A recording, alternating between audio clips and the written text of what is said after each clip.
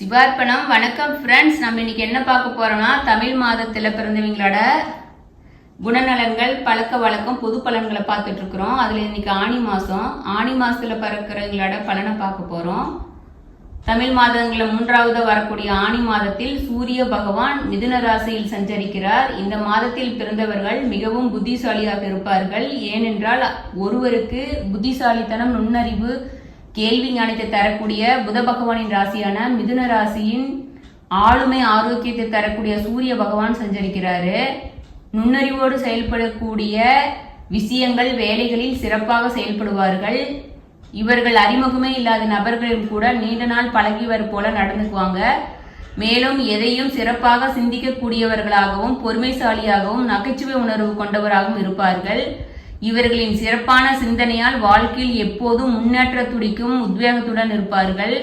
இந்த மாதத்தில் பிறந்த பெண்கள் நீண்ட ஆயுள் கொண்டவர்களாகவும், பொறுமைசாலிகளாகவும், குடும்பத்தை திறம்பட நடத்தும் பெண்களாகவும் இருப்பாங்க. அனைவர் மேல பாசம் உள்ளவங்களா இருப்பாங்க. வீட்டில் ஒரு தூண் போல பெண்கள் நடந்துக்குவாங்க. இந்த மாதத்துல அதிகமா பெண் குழந்தை தான் ஆணி மாதத்துல பிறக்கும் அப்படிங்கிறது வாய்ப்புகள் அதிகம் அப்படின்னு சொல்லிட்டு சொல்றாங்க. இந்த மாதத்தில் பிறந்தவர்கள் எந்த விஷயமா இருந்தாலும் அதை தைரியமாக செய்யலாம் என களங்காண்கொள்ளியவராக இருக்கிறாங்க. இவர்கள் ஒரே கல்ல 2 மாங்காய் வீழ்த்தக்கூடிய அளவு புத்தி கூர்மையுடன் செயல்படுவார்கள். அதே சமயம் தங்கள் மேல் பெரிய பொறுப்பை ஏற்றுக்கொள்ள மாட்டாங்க. இந்த மாதத்தில் பிறந்தவர்கள் பிறப்பிலேயே நல்ல வசதியுடன் செல்வந்தர்களாக இருப்பார்கள். பெரும்பாலும் தொழிலதிபர் குடும்பத்தில் வசதி நிறைந்தவர்கள் என்று கூட சொல்லலாம். அதே போல இவர்கள் பெரிய தொழிலதிபர் ஆக வேணும் அப்படின்னு விரும்புவாங்க. ஆனா சிறு சிறு தொழில்களை செய்யறதுக்கு இவங்க விரும்ப மாட்டாங்க. ஞாபக சக்தியை சிறப்பாக கொண்ட இவர்கள் தங்களின் முடிவுகளை அடிக்கடி மாற்றிக்கொண்டே இருப்பார்கள். சந்தேகம் குணம் கொண்டிருப்பதால் ஒரு நிலைப்பாட்டில இல்லாம சூழ்நிலைக்கு ஏற்ப இவர்களால் முடிவு மாறிக்கொண்டே இருக்கும். இவர்களிடம் கொள்கை என்று ஒன்று இருக்காது. மேலும் மற்றவர்கள் புரிந்து கொள்ளும் வகையில் தன்னுடைய கருத்துக்களையோ மன ஓட்டங்களையோ வெளிப்படுத்தாம வச்சிருப்பாங்க. சிறப்பாக சிந்திக்கக்கூடியவர்கள் என்றாலும் வாழ்வில் சிறிய கஷ்டம் வந்தாலும் மனம் தூண்டு போயிருவாங்க. கஷ்டத்தை தாங்கிக் கொள்ள முடியாதவர்களாய் இருப்பாங்க. இவர்கள் வேலை செய்து கொண்டிருக்கும் போது அதை அப்படியே விட்டுட்டு இன்னொரு வேலைக்கு போயிருவாங்க. ஆனா அப்படி இல்லாம அந்த வேலையை செய்யற வேலையை திருத்த செஞ்சாங்கன்னா இவங்களுக்கு நல்லது, வாழ்க்கையில வெற்றி அடைய முடியும். இவர்கள் கல்வி, வேலை, தொழில் காரணங்களுக்காக வெளியூர் பயணம், வெளிநாடு இப்படியெல்லாம் போற தங்க வேண்டிய சூழ்நிலை இருந்திருக்கும். அப்படி இருக்கும்போது வீட்டில் உள்ளவர்களை பிரிய வேண்டிய சூழ்நிலை இருந்துச்சுன்னா அதை தாங்கிக்க முடியாதீங்களா, மன கஷ்டத்துல ரொம்ப ஃபீல் பண்ணுவாங்க. இவங்க ரொம்ப மூளைக்காரங்க. மூளை தான் இவங்களுக்கு பிரதானமா செயல்படும். ஆணியில் பிறந்தவர் நகைச்சுவை பிரியரா இருப்பாங்க. இவர்கள் ரோசக்காரர்கள். மற்றவர்கள் ஏதாவது தங்களுக்கு இடையூறு செய்தால் அதற்காக வருத்தப்படவும் செய்வார்கள், எரிந்தும் விழுவார்கள்.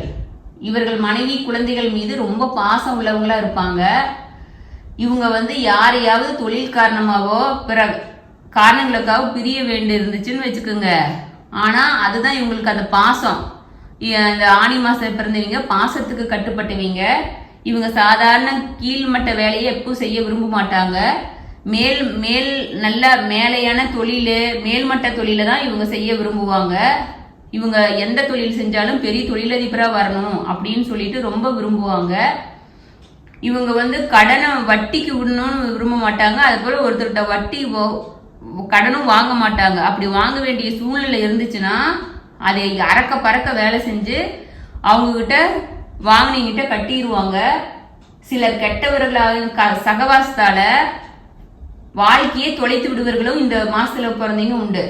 அப்படிப்பட்டவங்க அந்த தீய பழக்கத்திலிருந்து மீண்டு நல்லதே செய்து பழகினா மீண்டும் தீமைகள்ல இருந்து இவங்க வாழ்க்கை நல்ல முறைக்கு வரும். இந்த மாதத்தில் இந்த பெண்கள் தீர்க்க ஆயுளுடன் வாழ்வார்கள். சிறுவயதில் தொண்டையில் ரணம் உடையவர்களாக இருப்பாங்க. இதற்கு காரணம் குளிர்பானம், ஐஸ்கிரீம் போன்றவற்றை உட்கொள்வதுதான். இருமல், சளி, தொண்டையில் சதை வளர்தல் போன்ற உபாதைகளும் இவங்களுக்கு ஏற்படும். அறுவை சிகிச்சை செய்து கொள்வதும் நேரிடுற அளவுக்கு இருக்கும். இவங்க தேவையில்லாத குளிர்பானங்களை எல்லாம் குடிக்காத இருந்தாங்கன்னா அந்த தொண்டை ப்ராப்ளம் இருக்காது. நரம்பு தளர்ச்சி பிணியும் இவங்களுக்கு வர மாதிரி இருக்கு. கூடுமான வரை குடிப்பதற்கு வெந்நீரை உபயோகிப்பது இவங்க நல்லது. உணவும் சூடு குறையாமல் இருப்பது மிகவும் நல்லது. தனித்து இருக்கும்போது ஏதாவது சிறு பணியில் ஈடுபட்டுக்கிட்டு இருக்கிறது நல்லது. இல்லைன்னா ரொம்ப ஆழ்ந்து சிந்திச்சுக்கிட்டே இருப்பாங்க. இவங்க தொழில் எப்படி இருக்குன்னா, ஒரே இடத்தில் நிரந்தரமாக இருக்கக்கூடியவர்கள் அல்ல. நிரந்தரமாக உட்கார்ந்து செய்யக்கூடிய கடினமான வேலைகளுக்கு இவர் தகுதியானவரே கிடையாது. சதா காலமும் சுற்று பிரயாணம் செய்யும் காரியங்களிலும், பிறர் செய்த காரியங்களுக்கு மேற்பார்வை செய்யும் விவகாரங்களிலும், கணக்கு வழக்கு பரிசோதித்தல், தொழில் ஸ்தாபனங்களுக்கு முக்கிய பிரதிநிதியாக வேலை பார்த்தல், தகராறுகளை மத்தியஸ்தானம் செய்தல், தரகு பேசுதல், மொழிபெயர்த்தல் போன்ற காரியங்களில் இவங்க சிறந்து விளங்குவாங்க. சரீர உழைப்பின்றி மூளையின் உதவியை கொண்டு புத்தி கூர்மையுடன் வாக்கு சாதுத்தியலும் சாதிக்கக்கூடிய செயல்கள் இவர்கள் திறமை ஜோபிக்கும். சட்ட நுணுக்கங்களை ஆராய்வதிலும், புள்ளி விவரங்களை சேகரிப்பதிலும், பிறர் குற்றங்களை வேவு பார்ப்பதிலும் இவர்களுக்கு நிகர் இவரேதான்.